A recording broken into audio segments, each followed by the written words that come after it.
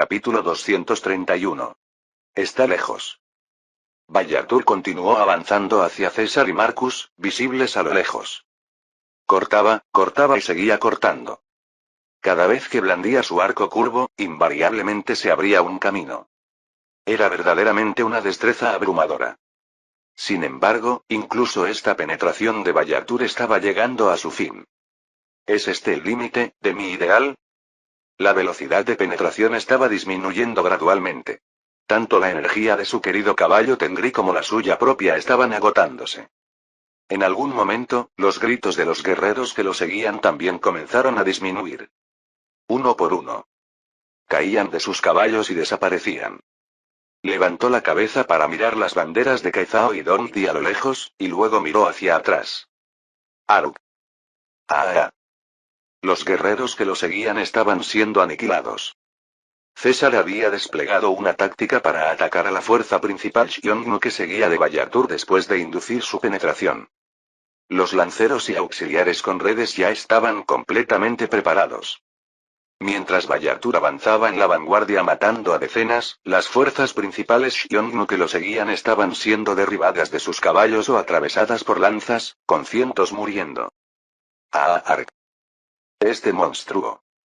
Aún así, Vallatur continuaba avanzando, cortando a los romanos que bloqueaban su camino. Al final de este camino que recorría, también terminaría el camino de la estepa. Aunque no podía hacer nada más que correr hacia la destrucción predestinada, no se detuvo. Gran Chamyu. Aruk. El grito del último guerrero que lo seguía de cerca penetró dolorosamente en sus oídos. Era la voz de Tiraún, su jefe de guardia. Vallatur no miró atrás. ¿Dónde había comenzado el error? ¿Había sido una vana ambición crear un gran imperio nómada? Pensó que con el poder de los Xiongnu unificados, no habría nada imposible en el mundo. Si hubiera elegido luchar contra la dinastía Han con ese poder, como los grandes Chamyu anteriores. No, si hubiera hecho eso, probablemente no habría podido reunir tanta fuerza desde el principio.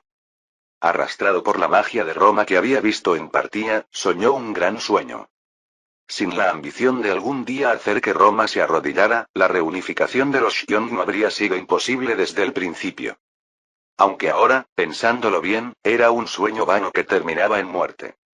Mataré a uno más. Vallatur tenía una responsabilidad. Los guerreros que se reunieron respondiendo a su ambición y ofrecieron sus vidas no le permitirían dar la espalda. Por lo tanto, no podía detenerse ni un momento hasta que su último aliento se extinguiera.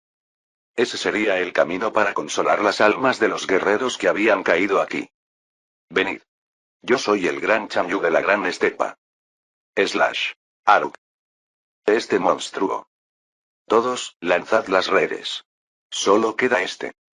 Un sinnúmero de redes y lanzas volaban hacia él. La destreza divina de Vallatur finalmente estaba llegando a su fin. Su caballo Tengri cayó, atravesado en el cuello por la jabalina de un centurión. Decenas de capas de redes cayeron sobre Vallatur, que había caído de su montura. Se acabó.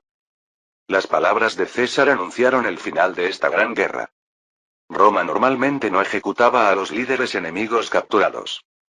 No tanto porque Roma fuera misericordiosa, sino porque necesitaban presentar al líder enemigo en el desfile triunfal para realzar la dignidad del general victorioso. En principio, no se ejecutaba al líder enemigo ni siquiera después del triunfo, pero había excepciones. Aquellos considerados demasiado peligrosos podían ser ejecutados sumariamente después del triunfo. Un ejemplo notable fue Vercingetorix, quien fue derrotado por César en la historia original. Probablemente debido a la preocupación de que la romanización de Galia se vería obstaculizada si Vercingetorix seguía vivo. Esta vez era lo mismo. Marcus no tenía intención de dejar vivir a Vallatur. Era demasiado peligroso para ser usado simplemente como un trofeo para realzar el honor. Además, si se difundía la noticia de que Vallatur había sido capturado y humillado, los Xiongnu podrían mostrar movimientos adicionales. Aunque ya estaban medio aniquilados, prefería evitar causar problemas innecesarios. Aún así, quería hablar con él antes de la ejecución.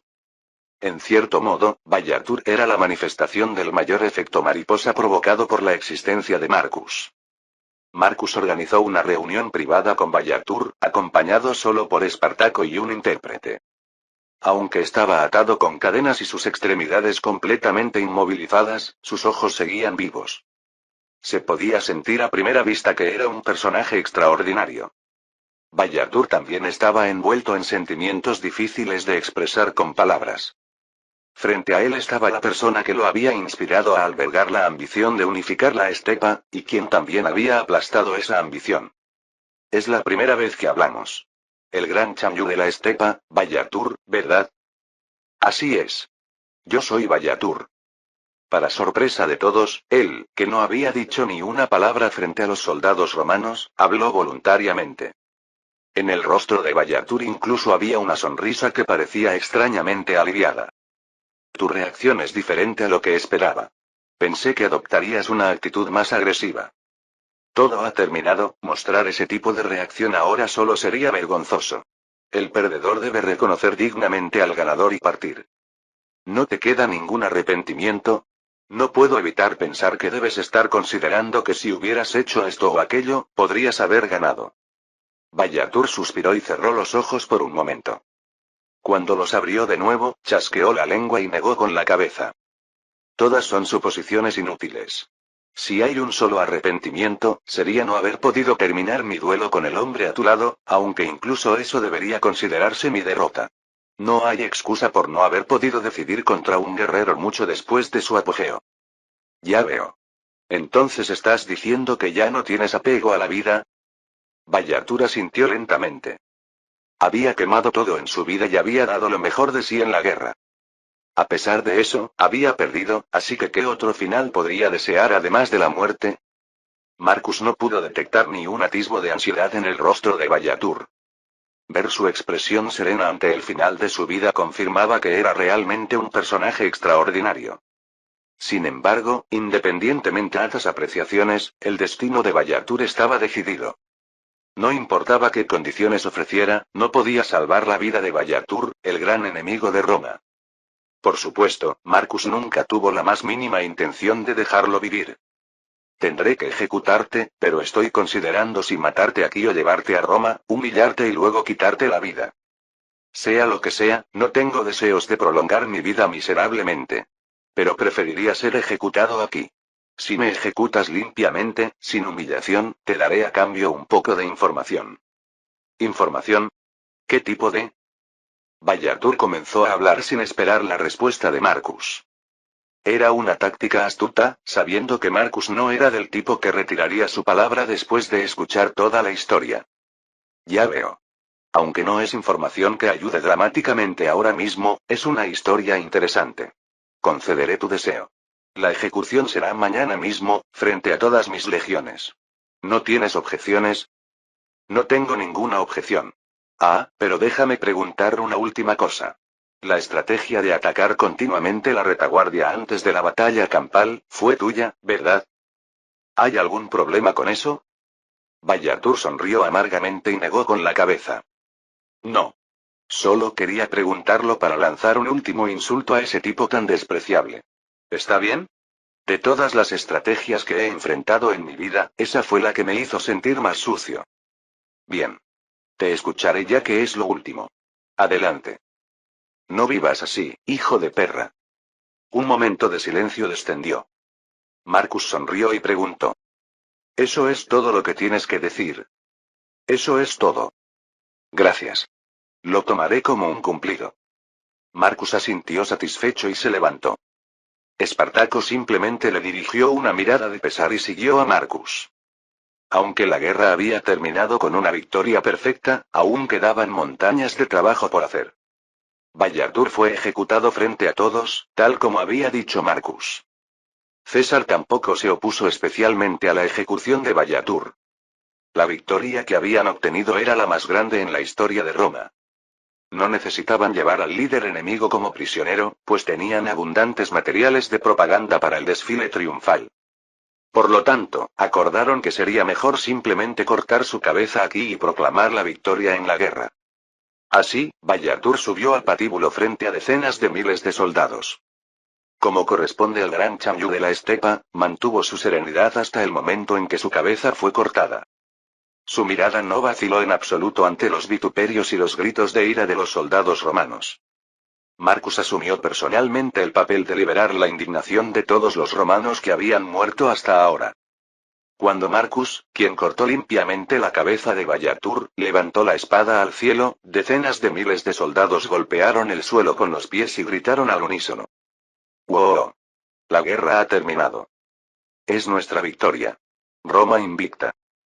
Cuando cesaron los vítores entusiastas de los soldados y la situación se calmó, César comenzó el trabajo de finalización de la guerra. Aquí, Bayatur sufrió una humillación que no correspondía con su intensa vida. Su cabeza, preservada para evitar la putrefacción, fue enviada a Roma. Era prácticamente lo mismo que ser exhibido decapitado. ¿Debería considerarse afortunado de haber evitado sufrir humillaciones en vida, como deseaba? Espartaco parecía mostrar algo de compasión, pero era inevitable.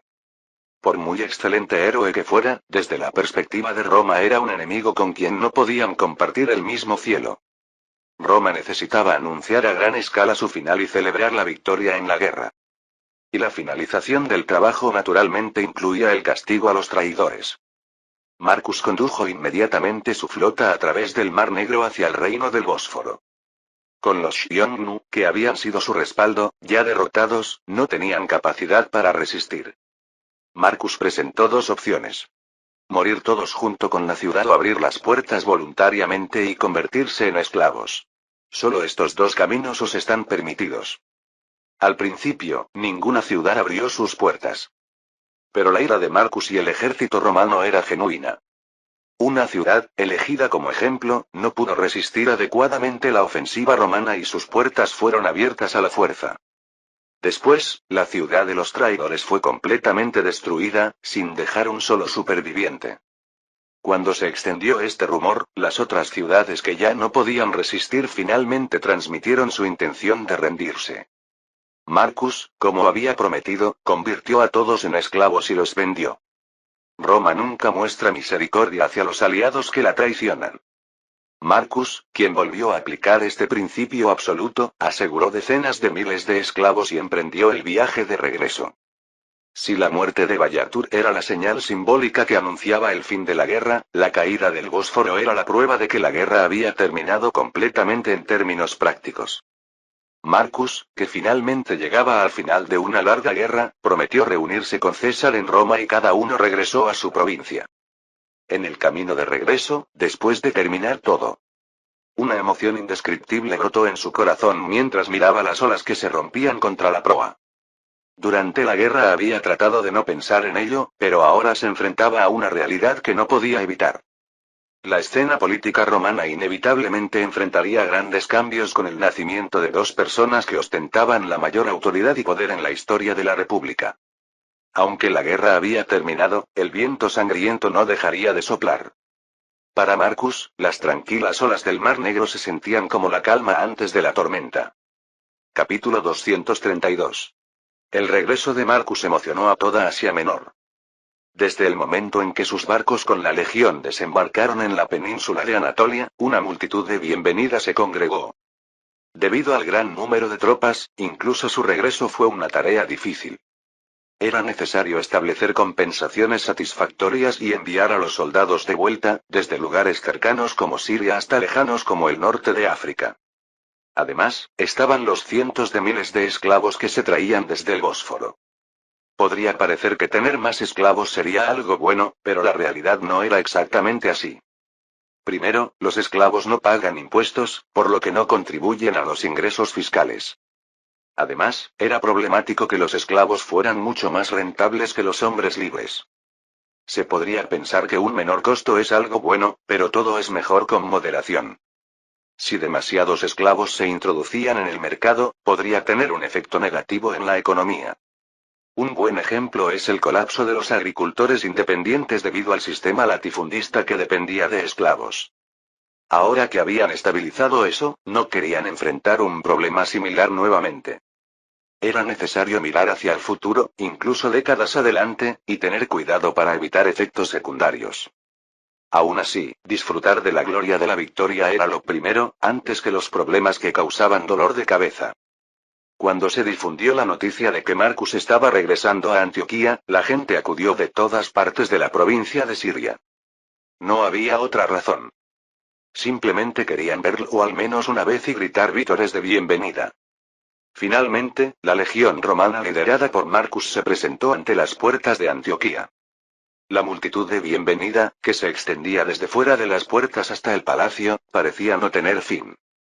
Jóvenes frustrados por no haber podido participar en esta guerra, mujeres y niños, y personas de todas las profesiones se reunieron para dar la bienvenida al regreso de Marcus. Marcus los observó una vez desde su caballo. Todos contuvieron la respiración, esperando el momento para vitorear. Ya no había ni una sola persona en las provincias de Asia y Siria que considerara a Marcus como un simple gobernador. Desde su llegada, la provincia había experimentado una prosperidad sin precedentes. Gracias al enorme aumento en la producción de alimentos, el número de personas hambrientas había disminuido considerablemente, y con las sucesivas victorias en la guerra, el peligro de enemigos externos había desaparecido por completo. Para los residentes locales, que siempre habían sufrido la amenaza de la guerra, solo esto ya hacía que Marcus fuera prácticamente un dios viviente. Además, el comercio con la dinastía Han se había abierto, concentrando una riqueza inmensa. En realidad, el centro del mundo ahora estaba prácticamente en la provincia de Siria. Gracias a vuestra confianza y seguimiento, esta guerra también ha terminado con nuestra victoria. Todos prestaron atención a las palabras de Marcus. Se sentía un ambiente en el que todos tenían cuidado incluso con su respiración, temerosos de perderse su voz. La gente de esta época no tenía grandes reparos en deificar a las personas. De hecho, aquellos que lograban hazañas extraordinarias eran prácticamente deificados sin excepción. Y las obras divinas adquieren mayor autoridad cuando aumentan su gloria en lugares invisibles. Cada vez que Marcus dejaba la provincia, siempre regresaba victorioso de la guerra, y con cada victoria, su leyenda crecía como una cordillera gigantesca.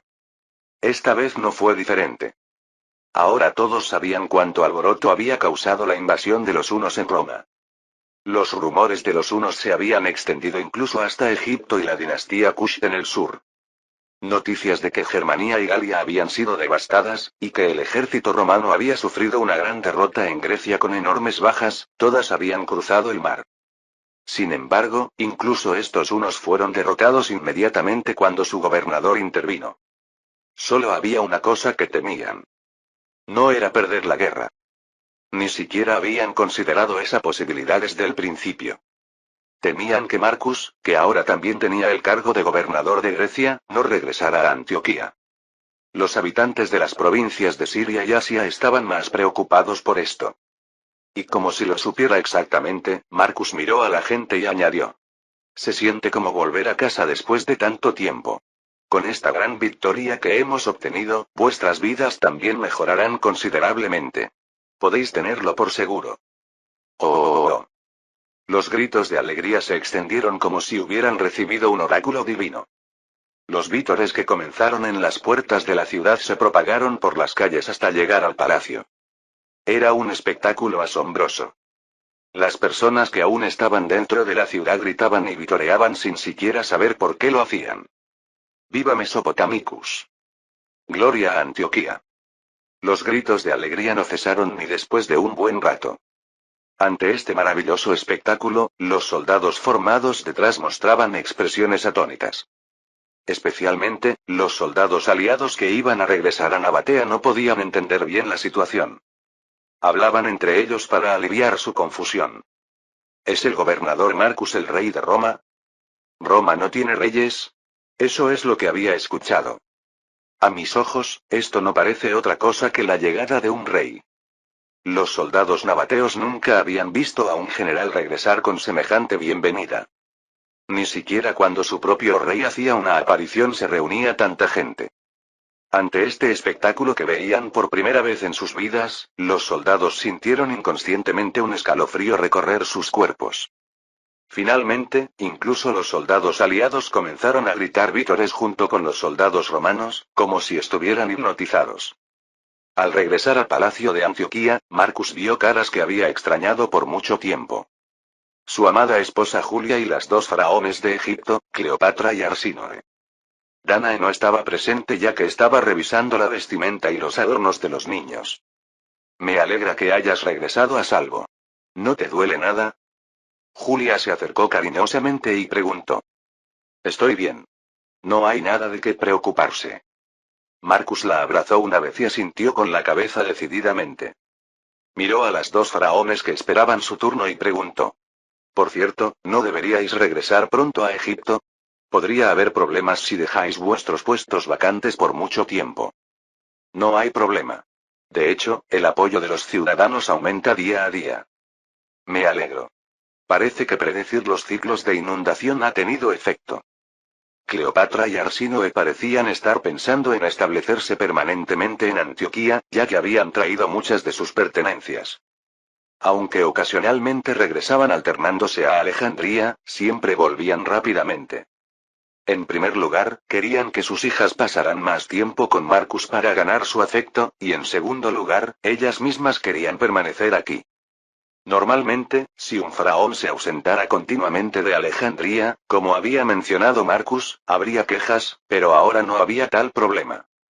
Esto se debía a los ciclos de abundancia y escasez del Nilo que Marcus había enseñado a Cleopatra durante su estancia en Alejandría. Lo más importante en Egipto no era otra cosa que las inundaciones del Nilo. Todo lo demás era prácticamente secundario en comparación con este asunto. Si el Nilo no se inundaba, la productividad de Egipto se reduciría literalmente a la mitad. Si pudieran preverlo, podrían prepararse, pero era imposible con la tecnología de esta época. Marcus había hecho posible lo imposible.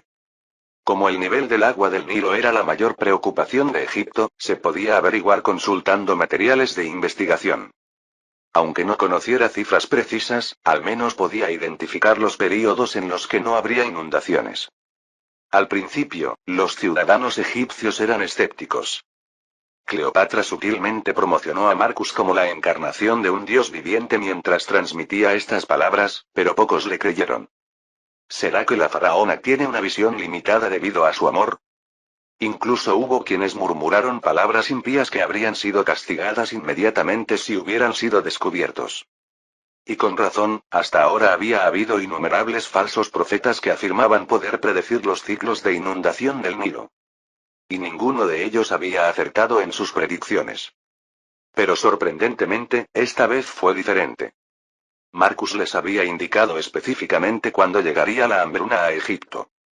Cleopatra y Arsínoe, basándose en estas palabras, dieron instrucciones para reducir el consumo y almacenar alimentos de reserva.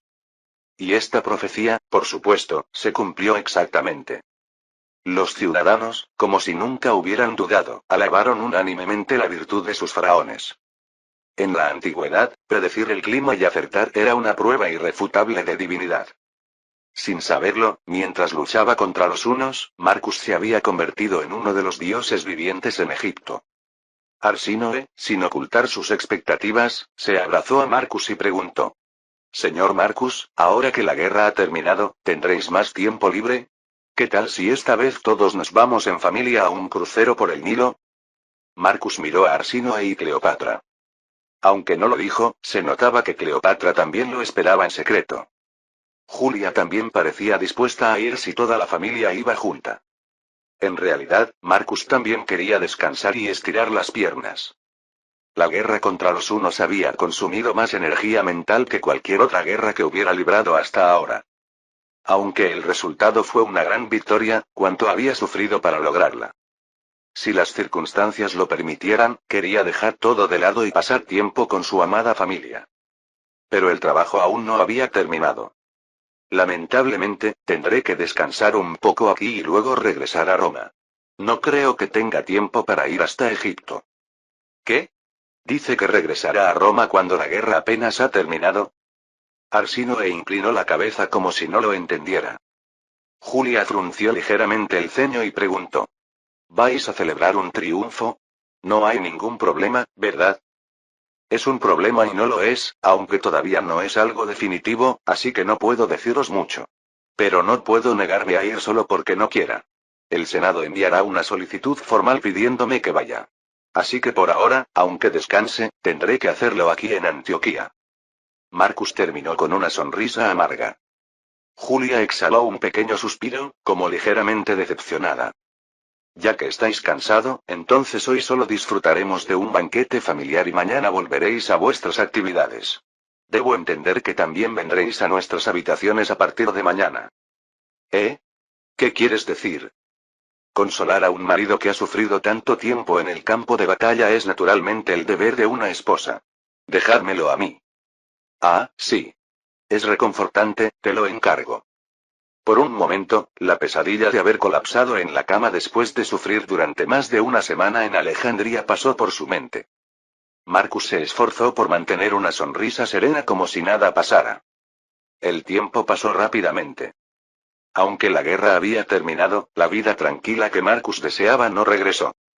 Para ser exactos, la mayoría de las personas, excepto él, estaban disfrutando de una vida cómoda.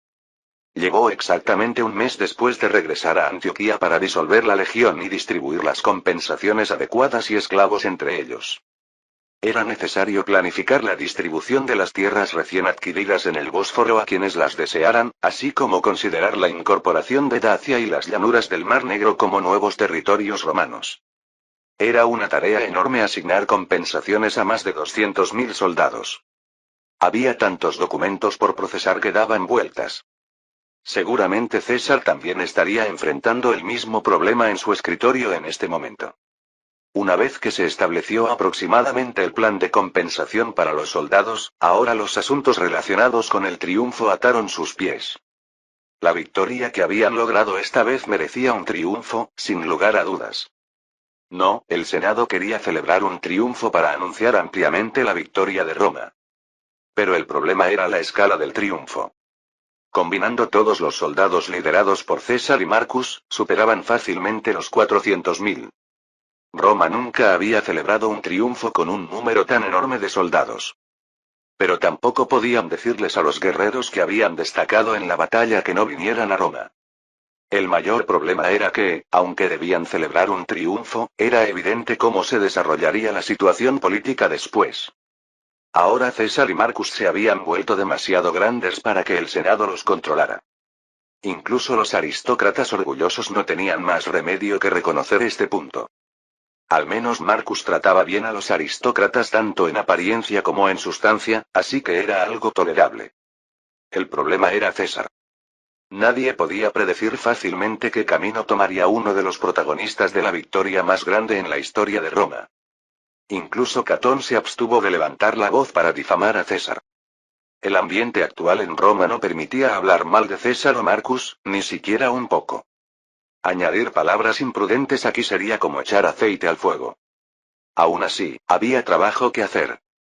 Los aristócratas decidieron aprovechar la oportunidad de este triunfo para investigar a fondo qué ambiciones acechaban dentro de César.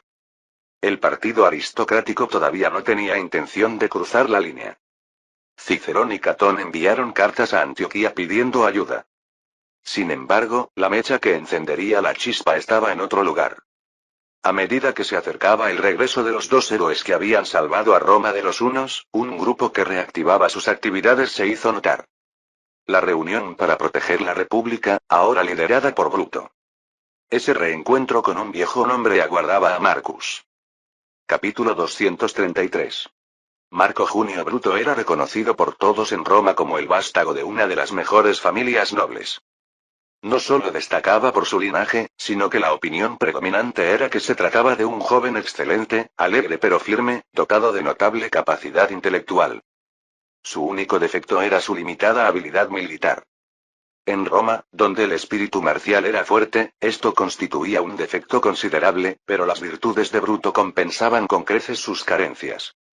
Aunque aún no había cumplido los 40 años, iba acumulando prestigio mientras ocupaba importantes cargos. Tanto los aristócratas como los populares se esforzaban incansablemente por atraerlo a su bando. Si bien Bruto, como ferviente republicano, estaba más cerca de los aristócratas, tampoco carecía de vínculos con los populares. ¿Quién era su madre, Servilia? Además de ser medio hermana de Catón, era la amante casi oficialmente reconocida de César. Servilia había mantenido una relación con César desde que él tenía apenas 15 años. Esta relación amorosa continuó incluso después de que ambos se casaran. Hasta Calpurnia, la actual esposa de César, estaba perfectamente al tanto de su relación. A estas alturas, difícilmente podía considerarse un romance secreto. De hecho, Servilia se llevaba bastante bien con Calpurnia, y también era cercana a Julia, la hija de César. Bruto, cuando era joven, había sentido algo por Julia. Naturalmente, también tenía una relación cercana con César, quien era tanto el padre de su primer amor como el amante de su madre. Mantenía una relación cercana con su tío Catón y también era amigo de César. Además, tenía amistad con Cicerón y Marco.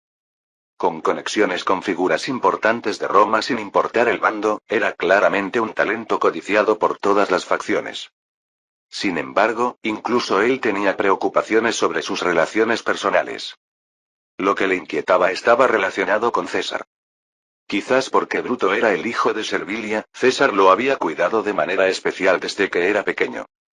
Había recibido tanto afecto de César que la gente a su alrededor lo encontraba extraño. Cuando Bruto era joven, pensaba que era porque César lo consideraba un posible candidato a yerno. Pero la reacción de los demás era diferente. ¿No será que el verdadero padre de Bruto es César? Considerando que Servilia seguía acostándose con César incluso después de casada, ¿no es obvio quién es el verdadero padre de Bruto si lo piensas un poco? Bruto había tenido que soportar estos rumores constantemente desde su infancia. Aún así, la relación entre ambos no era mala en el ámbito personal. Después de todo, César continuamente favorecía a Bruto y se preocupaba por no incomodar a Servilia. Como ser humano, es difícil albergar hostilidad hacia alguien que durante décadas ha mostrado invariable amabilidad hacia ti y tu madre. Y a diferencia de la historia original, el Bruto actual no se puso del lado de Pompeyo en la guerra civil. Originalmente, siendo un ferviente republicano, había seguido a Pompeyo, simpatizando con su causa de defender la república. Fue un claro ejemplo de cómo Bruto priorizaba la causa pública sobre las relaciones personales. Pero incluso siendo así, en la era actual no se había unido a Sexto. Había varias razones, pero la principal era una. La guerra civil entre Sexto y César no era para mantener el orden republicano, sino más bien una lucha por el poder. Servilia incluso había instado a Bruto a ponerse del lado de César. Como su perspicacia había predicho, Sexto fue derrotado estrepitosamente por César y luego perdió la vida a manos de los hunos en Grecia. Y César, el vencedor, regresó triunfalmente a Roma con un poder que nadie podía contener. Bruto estaba ahora más preocupado por el banquete que había tenido con César ayer. ¿Todavía no has tomado una decisión? Su madre, Servilia, chasqueó la lengua con impaciencia mientras bebía un sorbo de vino. No entiendo por qué dudas cuando su propuesta no tiene nada de malo para ti. Hay personas de otras familias desesperadas por llamar su atención. Conoces mi posición. Me resulta difícil tomar partido por alguien tan fácilmente. Bruto también sentía cierta opresión en el pecho. César, tras regresar a Roma y reunirse con su familia, había visitado a Servilia de inmediato. Y durante la cena, habían hablado de varios temas. Naturalmente, esto incluía el futuro profesional de Bruto. Después de ser pretor urbano, si pudieras servir como gobernador delegado en la Galia, te sería tremendamente útil. Podrías pensar que la Galia es un nido de bárbaros, pero debes mirar al futuro, no al presente.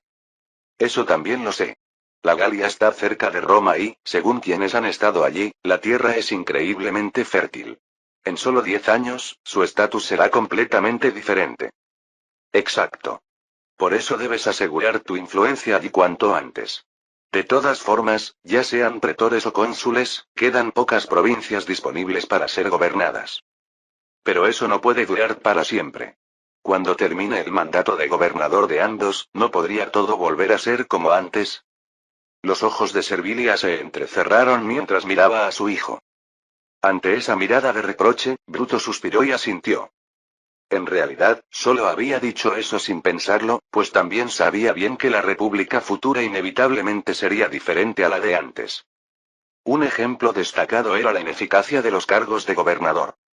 Originalmente, Roma enviaba a 2 cónsules y 8 pretores como gobernadores de las provincias cada año. Antes, había suficientes puestos para enviar a todos ellos como gobernadores. Pero a través de varias situaciones especiales, los lugares para enviar gobernadores fueron desapareciendo gradualmente. Por ahora, César controlaba toda la Galia, Britania, Germania y toda la región de Hispania. Y todo el norte de África, Grecia, Asia Menor y Siria estaban en manos de Marco.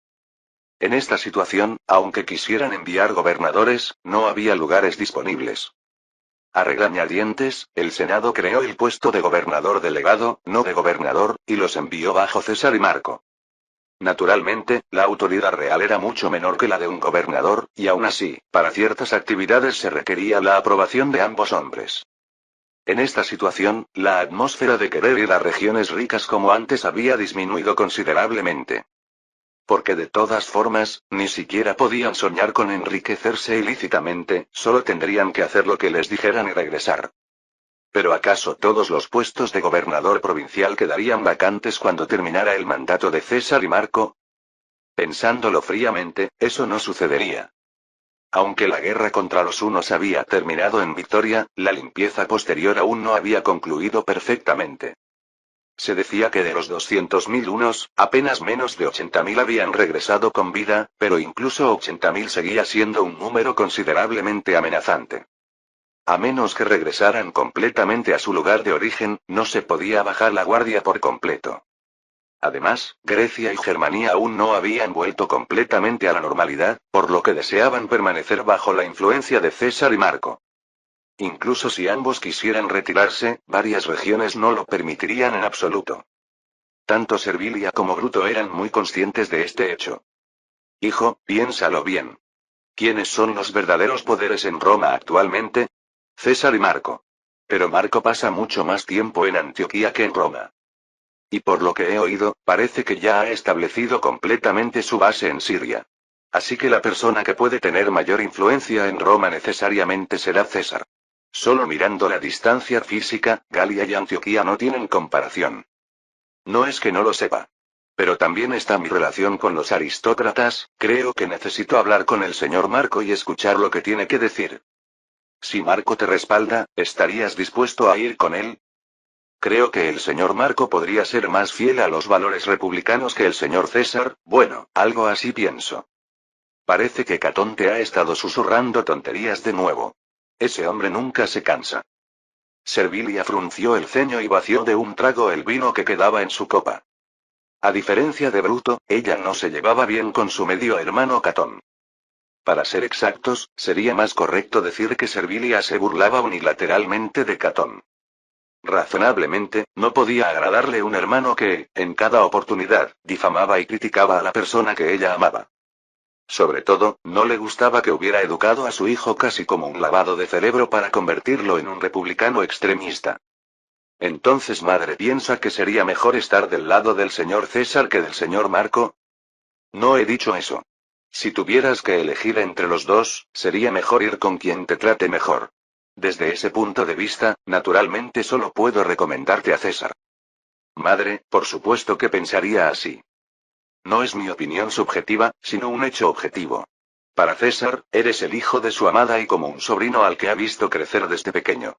Pero para Marco, en el mejor de los casos, eres solo un hermano menor con el que tiene cierta amistad.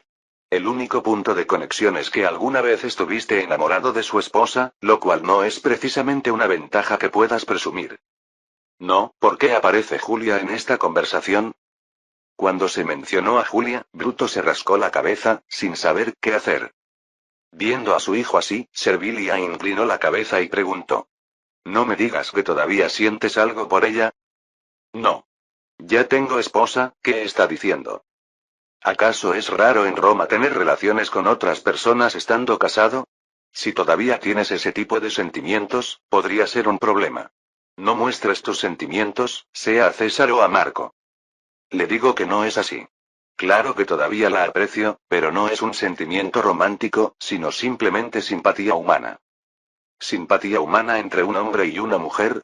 En fin, como no creo que seas lo bastante tonto como para mostrar tales sentimientos, confío en que te comportarás adecuadamente. César pidió una respuesta para los higos de este mes, así que toma una decisión sabia. Hasta los higos quedaban menos de 10 días. Bruto suspiró profundamente y se marchó. Se preparó apresuradamente y se dirigió a la biblioteca recién construida. La biblioteca, impulsada por Marco, también servía como lugar de descanso para muchos eruditos romanos. Hoy también tendré que refrescar la mente leyendo libros. La rutina reciente de Bruto consistía en refugiarse de las calurosas tardes romanas en la biblioteca y regresar a casa cuando refrescaba. Contemplar las estrellas en el cielo nocturno y regresar sumido en reflexiones era una de sus pocas aficiones preferidas.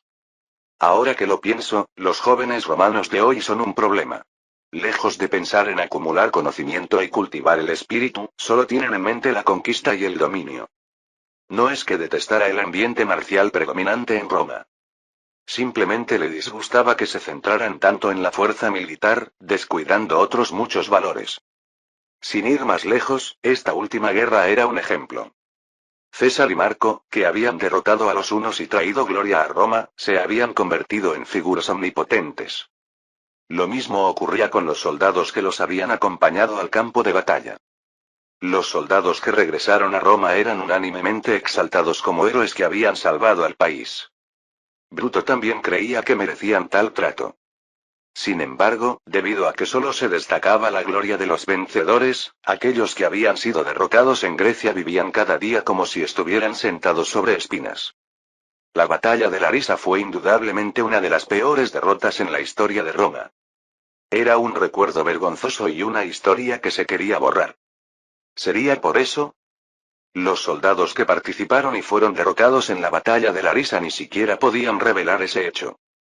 Las familias de los caídos consideraban la muerte valiente de sus seres queridos como una vergüenza, no como un motivo de orgullo. Esta tendencia no es justa. Después de todo, ellos también lucharon y dieron sus vidas por Roma. Fue impactante que Pompeya, la hermana de Sexto, abandonara Roma casi huyendo a Grecia, incapaz de soportar la presión de la gente. Me pregunto qué pensarán esos dos sobre este asunto. Entre los comandantes que murieron en la batalla de Larisa había varios amigos cercanos. Todos ellos eran amigos orgullosos que habían partido hacia el campo de batalla dispuestos a entregar sus corazones por Roma. ¿No sería injusto ignorar ese espíritu solo porque sufrieron una derrota histórica? Bruto lamentó tardíamente no haberle planteado esta pregunta a César ayer. Pensó que, si tenía que unirse a alguien, sería a quien le diera una respuesta satisfactoria sobre este tema. Y sorprendentemente, esa respuesta llegó rápido.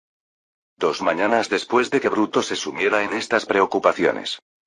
Marco, que había partido de Antioquía tras recibir una carta del Senado, finalmente desembarcó en Brundisium. Capítulo 234. Este triunfo era diferente a cualquier otro que Roma hubiera celebrado hasta ahora. No es simplemente que fuera de mayor escala o más espléndido. En términos de mera escala o esplendor, incluso el triunfo de Pompeyo no fue inferior. De hecho, si se consideraba la contribución al tesoro romano, Pompeyo había logrado incluso más méritos. Después de todo, esta guerra consistió en repeler a un enemigo invasor, no en conquistar completamente el territorio.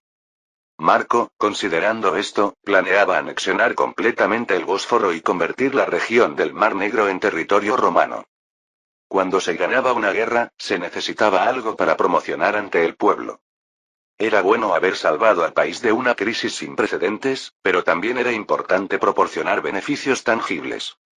En este sentido, los logros de esta guerra eran suficientemente satisfactorios tanto para el Senado como para los ciudadanos. Aunque los hunos habían causado grandes daños, había un aspecto en el que habían sido útiles. Gracias a que los hunos habían arrasado toda la vasta área desde el este de Germania hasta la región del Mar Negro, no hubo problemas particulares para ocuparla.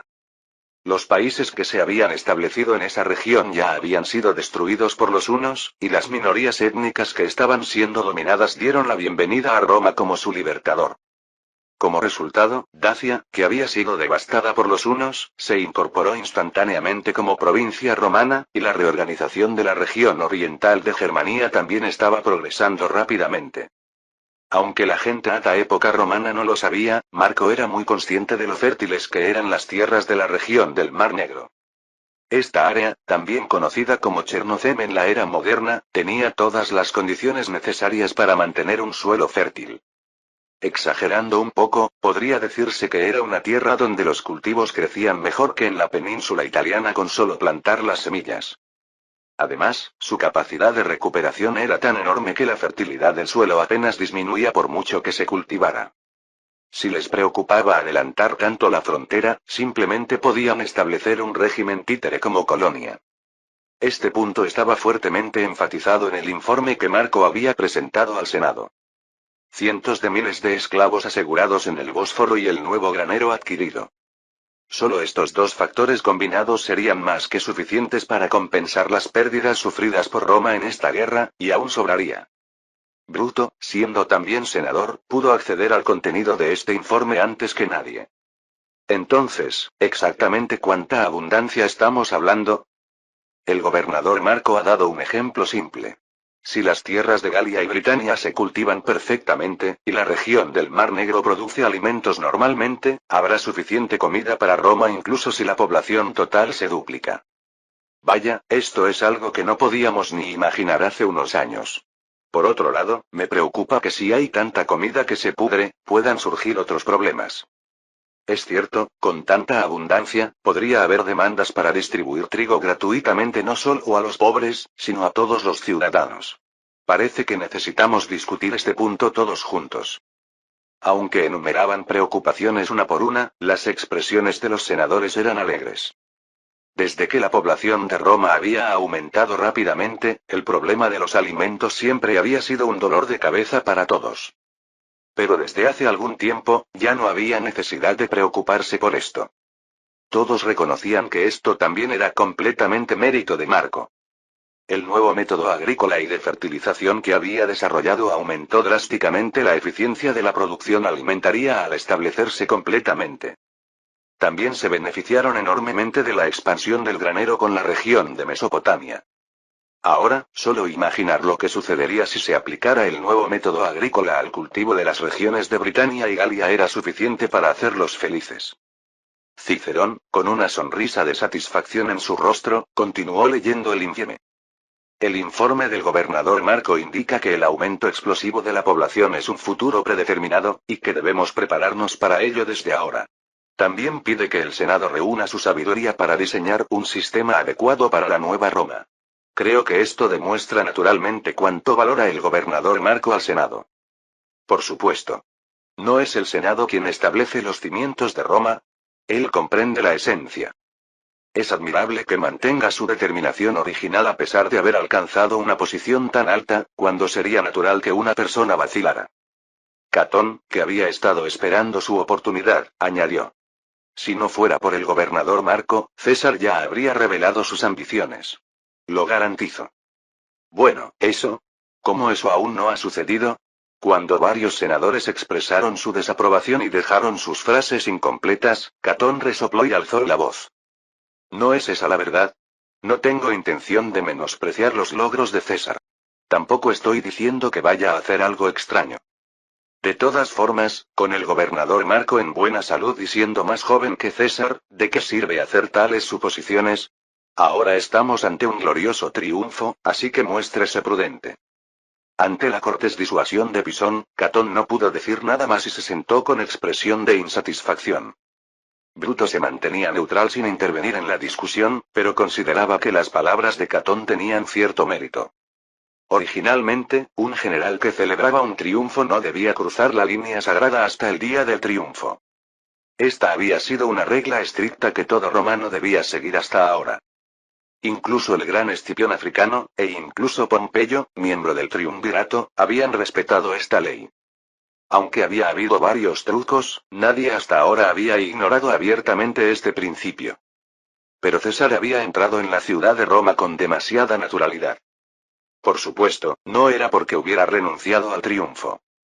La razón era que este triunfo era diferente a los anteriores y había muchas cosas que preparar. Incluso ahora, César simplemente no asistía a las reuniones del Senado, pero estaba descansando tranquilamente en su residencia. Catón se enfureció y veté a César, pero nadie lo apoyó. Había quienes internamente se sentían incómodos con esto, pero no veían la necesidad de buscar problemas.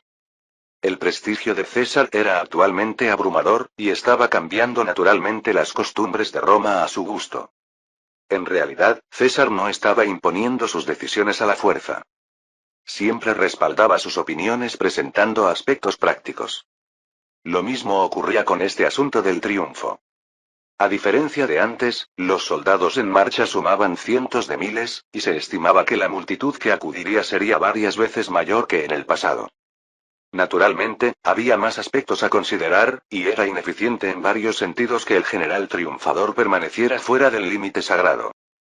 Incluso se argumentaba que, como la muralla de Servilio ya había sido demolida, no tenía sentido dividir el límite sagrado. Por lo tanto, el argumento de César de que no había necesidad de mantener esta costumbre obsoleta era razonable. Lógicamente tenía razón, así que Catón solo podía criticarlo como un destructor de tradiciones. Sin embargo, por muy ineficiente que sea, las personas naturalmente sienten resistencia a destruir las tradiciones que han mantenido. Bruto sentía emociones complejas ante la audacia de César. Aunque sentía cierta admiración por su masculinidad y franqueza, no podía darle una buena puntuación desde la perspectiva de valorar el orden republicano. Si esto continuaba así, no podría derrocar el orden liderado por el Senado en nombre de la eficiencia.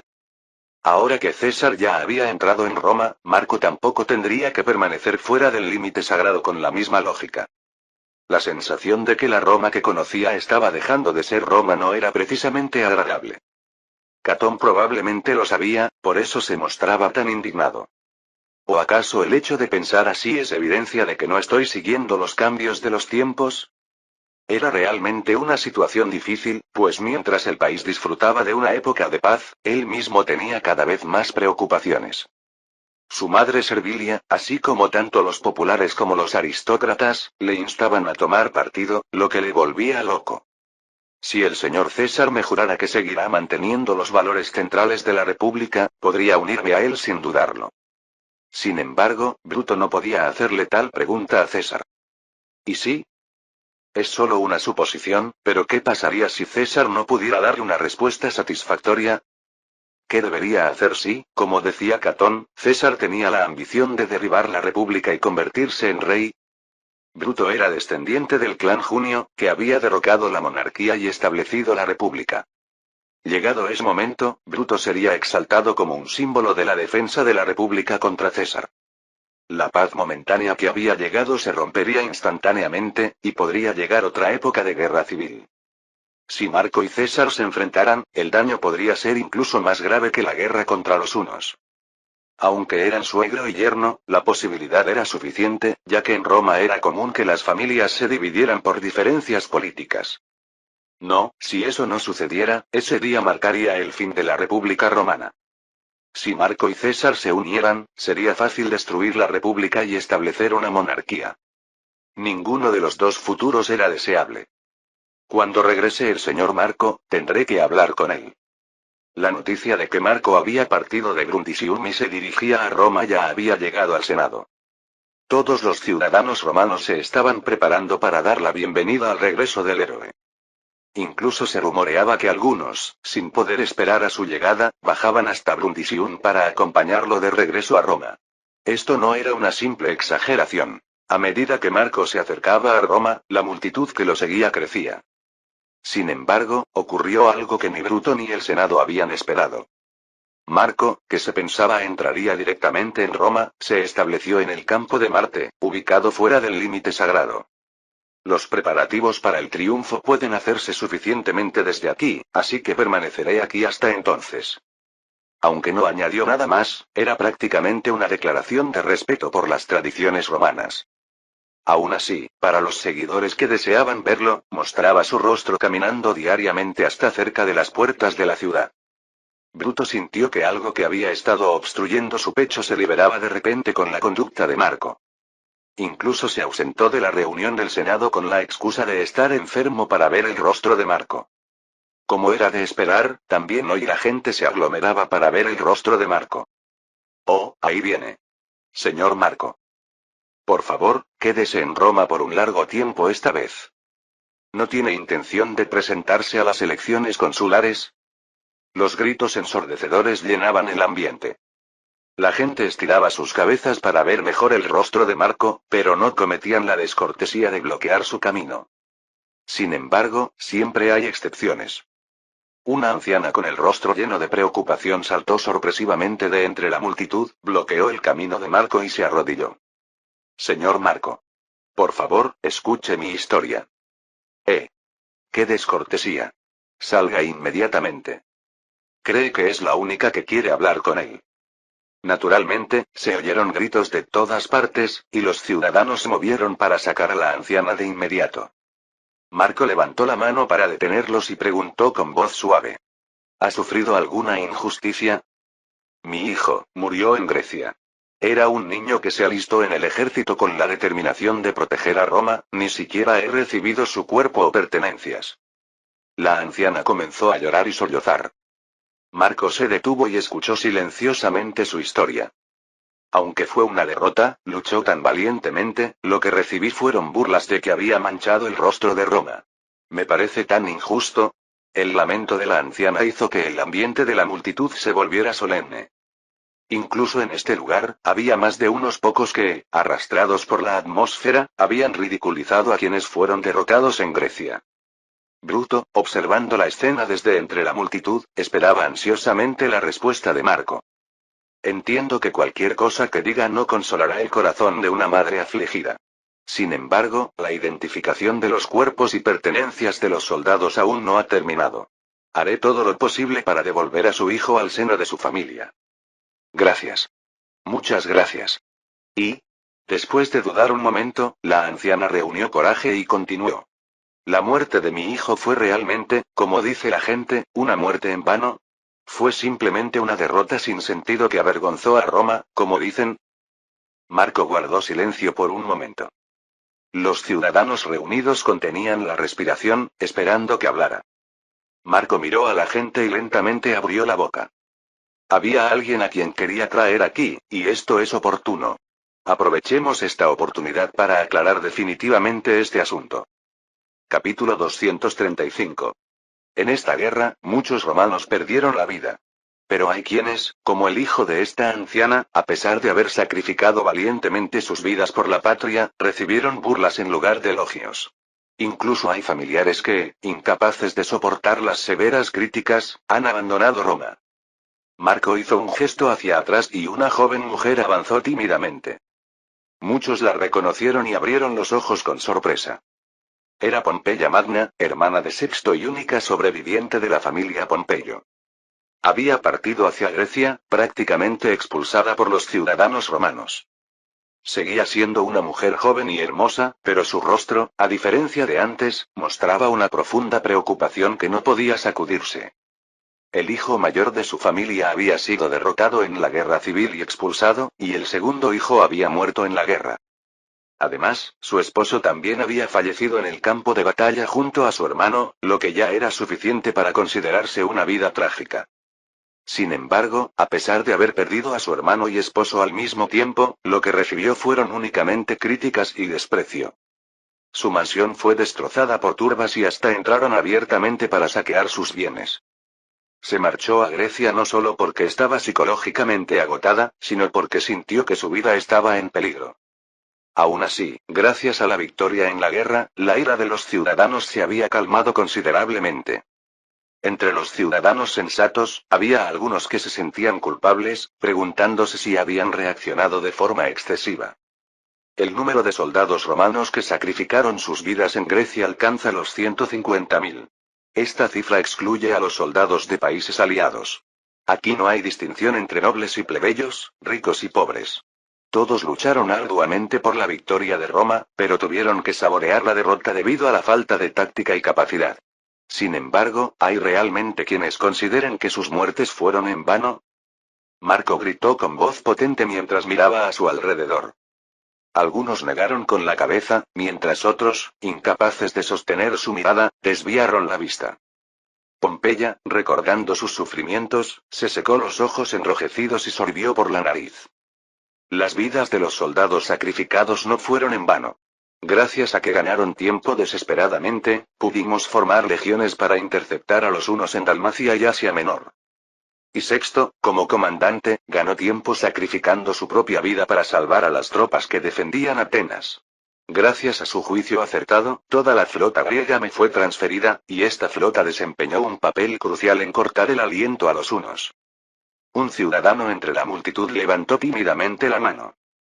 Mi hermano perdió la vida luchando en Grecia. Otros se burlaron diciendo que eran soldados incompetentes que trajeron la derrota a Roma, pero mi opinión es diferente. Mi hermano debió morir luchando más valientemente que nadie. Así es. Y ese valiente espíritu ha sido transmitido a nosotros, los vivos. Es como cuando nuestros antepasados, hace mucho tiempo, obtuvieron la victoria contra Aníbal. Roma nunca pudo vencer a Aníbal y continuó siendo derrotada. Pero nuestros antepasados, sin miedo, estuvieron dispuestos a dar sus vidas por la victoria que algún día llegaría. Y Escipión Africano, quien heredó ese legado, finalmente derrotó a Aníbal y clavó la daga en el cuello de Cartago. Los ciudadanos ya estaban en silencio, absortos en el discurso de Marco. La historia de Aníbal y Escipión era conocida por todos los ciudadanos romanos. Aunque la escala de la guerra no se comparaba con la guerra contra los hunos que acababa de ocurrir, ciertamente el patrón era similar. Roma, que solo había estado retrocediendo, comenzó a contraatacar en cierto momento y finalmente terminó la guerra con una victoria decisiva en el bastión del enemigo. Visto desde este proceso, se podía decir que eran casi idénticas. Pude obtener la victoria en la batalla contra los hunos porque analicé minuciosamente las derrotas que Roma sufrió en Grecia y comprendí los métodos del enemigo. Fue una derrota terriblemente desoladora y angustiante, pero no merecedora de ser señalada con el dedo.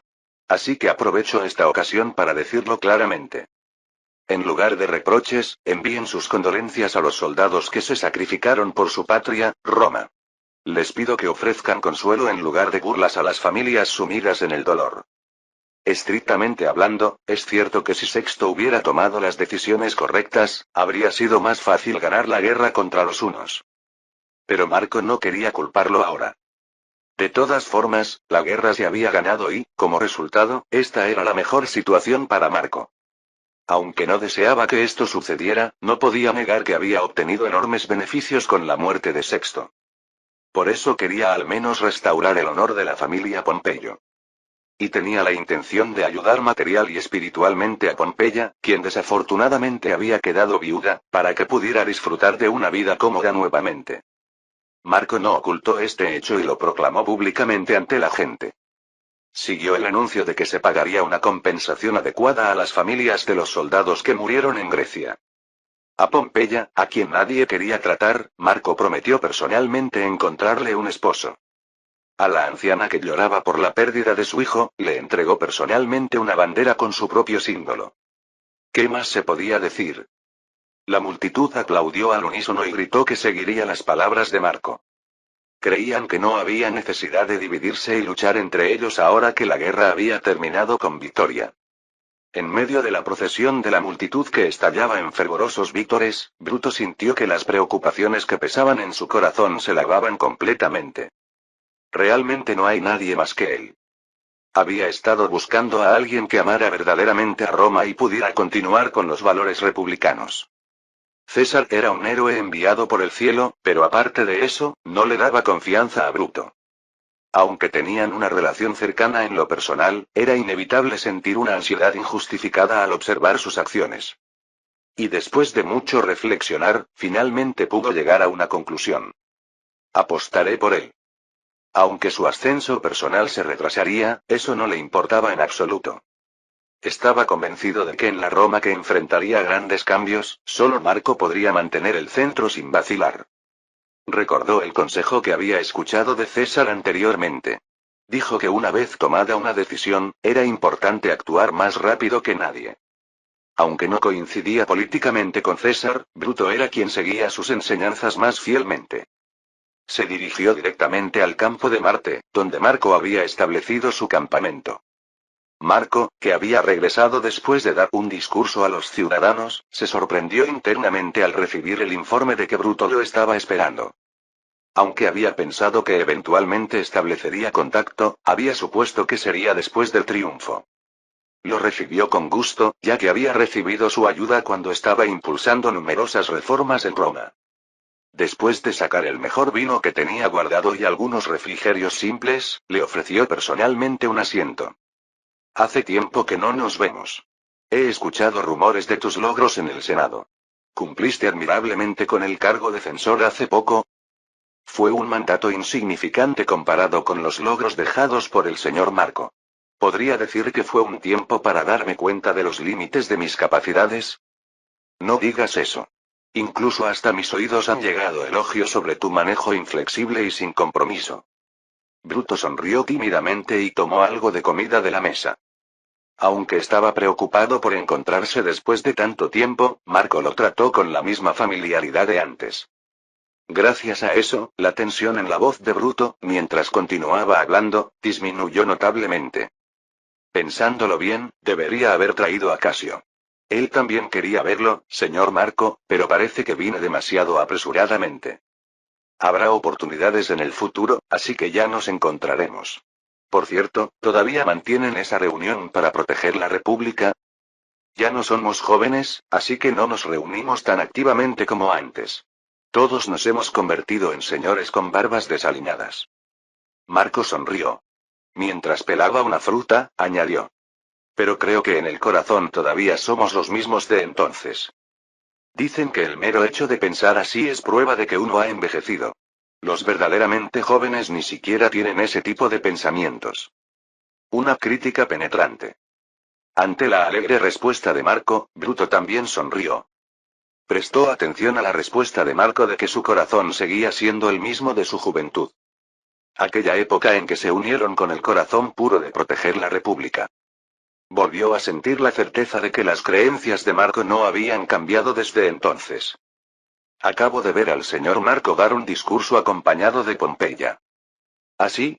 ¿Qué te pareció? Fue excelente.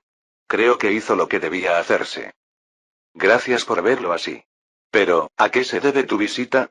Supongo que no has venido hasta aquí solo para comentar sobre mi discurso. Bruto se quedó en silencio por un momento, solo bebiendo vino mientras observaba a Marco. Intuyendo que iba a sacar un tema delicado, Marco esperó pacientemente a que hablara. Bruto, después de vaciar 3 copas seguidas de vino diluido, se inclinó hacia la mesa y preguntó. ¿Ha hablado el señor Marco con el señor César? Tu pregunta es muy vaga, ¿a qué conversación te refieres? Sobre el futuro de la República. ¿El futuro de la República? Cuando Marco fingió no entender y le preguntó de nuevo, Bruto mostró momentáneamente una expresión desconcertada. Parecía que estaba considerando cómo explicarlo. Si se equivocaba, podría parecer que estaba tratando a alguien como traidor sin razón. Es decir, me preguntaba si habían hablado sobre cómo fluirá el futuro de Roma. Inevitablemente cambiará. Aunque quizás no lo percibas, la Roma del futuro será muy diferente a la Roma que conoces. Social, cultural y tecnológicamente, no puede sino continuar un tremendo desarrollo. Sí, supongo que sí. Lo sé intelectualmente. No, nadie en Roma está imaginando adecuadamente los cambios que se avecinan. Para explicarlo de manera comprensible, el desarrollo que ocurrirá en los próximos 20 años será mucho mayor que todo el que Roma ha logrado en cientos de años hasta ahora. ¿Puedes imaginar el nivel de cambio que ocurrirá? Bruto, sin darse cuenta, abrió la boca y negó lentamente con la cabeza. Entonces, ¿la República? ¿Qué pasará con la República? ¿Qué crees tú que debería pasar? La República es el fundamento de Roma. Creo que por mucho que continúe el desarrollo y el cambio, si perdemos nuestras raíces, inevitablemente decaeremos. Como un árbol que, por más magnífico que crezca, si sus raíces son débiles, no puede sino pudrirse y desmoronarse. Tienes razón. Entonces, ¿consideras que la República liderada por el Senado es el sistema que Roma debe mantener en el futuro? Por supuesto. ¿Qué piensa el señor Marco? ¿Estoy viendo la realidad de manera demasiado complaciente? Bueno. Marco hizo una pausa por un momento. Y lentamente. Dicen que en el lejano oriente hay un dicho. El árbol con raíces firmes no se tambalea con el viento. Muy lentamente continuó. Por mucho que sea importante brotar y dar frutos, no debemos descuidar el cuidado de las raíces. El rostro de Bruto se iluminó al escuchar la respuesta que deseaba. Pero su expresión se oscureció completamente ante la última frase que añadió. Aunque parece que hay quienes no piensan así. Fin del capítulo 235.